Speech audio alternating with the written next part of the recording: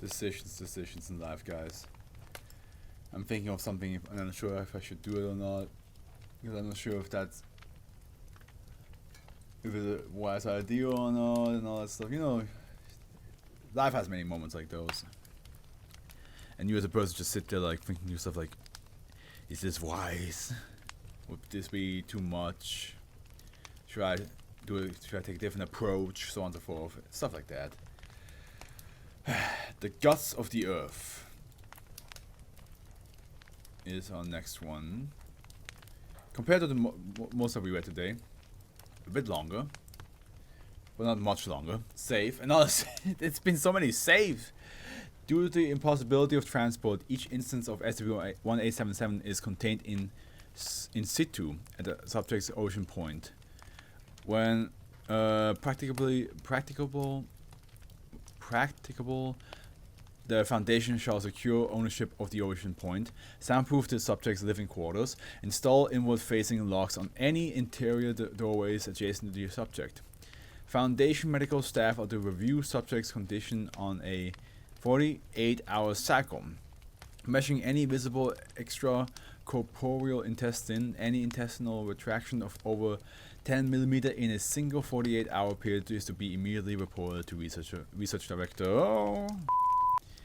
Any publicly accessible infrastructure containing any length of extracorporeal intestine is to be rotated out of service if practicable, or serviced only by Foundation approved personnel if impractical. Impractical, sorry. In endoscopic discovery of any additional extracorporeal intestine is to be reported immediately to the research director.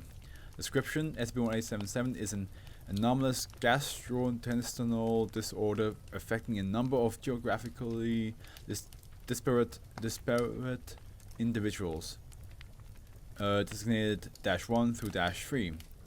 In addition to the abnormally long and continuous gastrointestinal tract, subjects exhibit severe neuropsychiatric symptoms including left hemispatial neglect and mild aphasia. While subject immobility renders most medical imaging impracticable, preliminary EEG results demonstrate unusually high levels of electrical activity in patients' right parietal lobes. To date, over 30 kilometers of continuous intestine has been endoscopically mapped. That's a lot. Subjects' intestine tracts have been observed to intersect with numerous man-made artifacts, including pilot lights, electrical conduits, light bulb sockets, telephone receivers, water mains, sewage pipes, and subway tunnels. 31 hours after entering -1's digestive tract, subjects which no, I get it. Yeah. Okay. Digestive tract objects which have entered the tract can be observed passing through -2's empty stoma and exiting 30 minutes thereafter. Presumably, they then travel to -3 and are passed to additional individuals or excreted. Mapped portions of the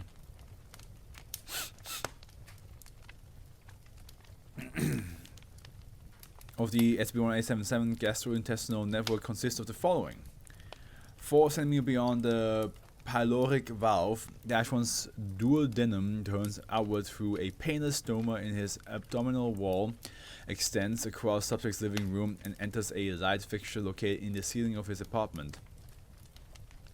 Architectural and endoscopic investigation of his gastrointestinal tract seems to indicate that it then descends through the wall of his apartment, enters a water line, diverts into the Washington, D.C. metro system, and takes a sharp southward turn which renders endoscopy impracticable without severe injury to the patient.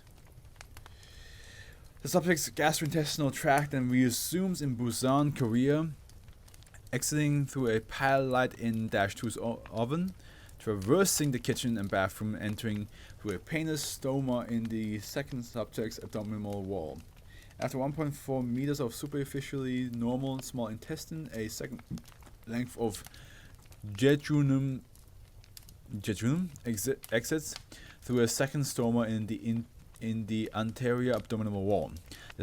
Descends into the subject's bathroom sink and passes 3.7 kilometers through the Busan sewer system. Endoscopic investigation has demonstrated that Dash-2's upper digestive tract is no longer continuous, with the lower digestive tract now occupying his body. A third individual designated Dash-3 is presumed to exist but has not been found. Presuming that the southward bearing of Dash-2's small intestine is continuous, the uncontained third subject is hypothesized to live somewhere within 30 kilometers of Adelaide, Australia. So Busan, Australia, and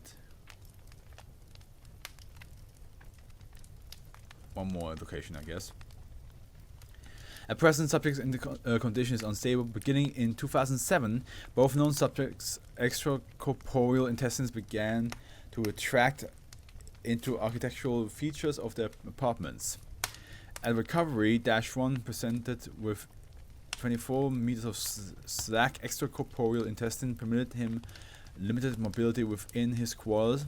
At present, Dash-1 only possesses 8 meters of taut extracorporeal intestine, confining him to a single room of his apartment. Dash-2's retraction has been less severe. At recovery, subject was presented with 41 meters of slack intestine. Post-recovery, retraction has reduced his intestinal slack to 34 meters. Addendum. On December 5, 2012, a Foundation recovery team entered an apartment in Adelaide hypothesized to be the origin point of Dash-3. No anomalous features were detected, however, a handwritten letter was found in the apartment dishwasher. The letter is transcribed below in a dishwasher of all places too. Dear General Electric,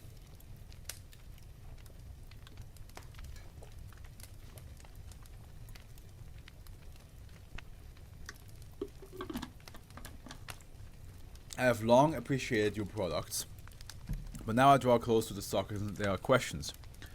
For instance, what is the problem? I think the problem is that there is a bad disease. My stomach hurts and I own a General Electric dishwasher model PD968TPBB and it does not even help me. Everything growls and boils and whips. There's a stink. I have called my cousin in America and told him that there were difficulties with sickness. He told me to call you because you are where the problems come from, that there is an electrical wave which comes from my dishwasher and goes to my guts. Is that what? Like, just in general, like, if it's not the SCP Foundation, if it wasn't the SCP Foundation, but that actually could be possible, this would be a weird thing to just tell any electric company.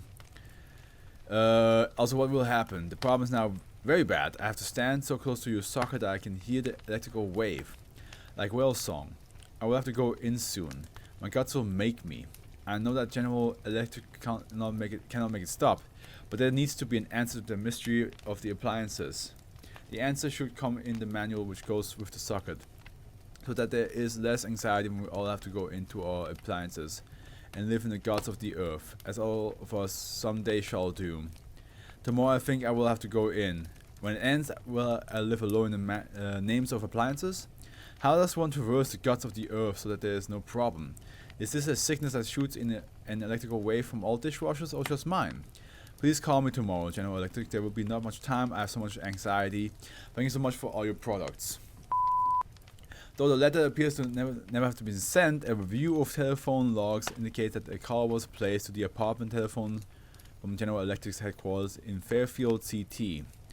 The precise origin point of that call, the subject matter of the conversation which followed, and individuals responsible are still undetermined as of...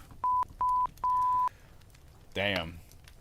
So, if I understand this correctly, did he go into the socket and became part of the Earth's guts? And that's why the guts are so long?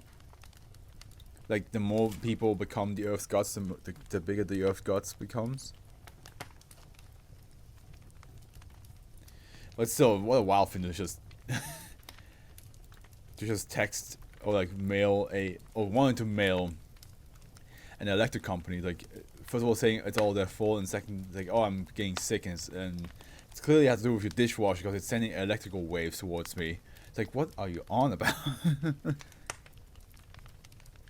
Like, I know people that are more sensitive to like electrical stuff or like Bluetooth stuff. Like some people get like headaches more easily when they're surrounded by a lot of electronics and all that stuff. But I never heard of somebody be like, I'm getting sick because of your dishwasher. That's a bit extreme.